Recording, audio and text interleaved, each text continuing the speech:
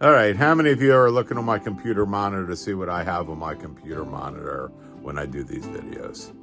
Well, I see you looking over there. Today's deal, today is the 10th, and we're doing a deal on Lapis. These are Lapis polished nuggets that are kind of like slices, 10 to 11 millimeter across, 16-inch strands. They were $32, and they were cheap at $32 a strand. That's a good price for these, but even better today, 19 bucks a strand.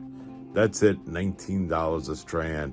Hey, we're thinking about doing live videos. I don't know if some of you have seen us experimenting going live and then removing us. We're experimenting right now to be able to actually do these live. So if you're interested in that, put in the comment section if you'd like to see us live. And well, no further ado, here is the Lapis. All right, here is the Lapis I was talking about. These were $32 a strand, on sale for $19. They're about 10 millimeters across, 16-inch strands. Really beautiful color. I just knocked the camera. Really, really beautiful color. This Lapis is Afghani Lapis. Two places generally to find Lapis: Afghanistan and Chile. The Chile is a little bit different looking. This is like a totally different beast. Sometimes you can't tell.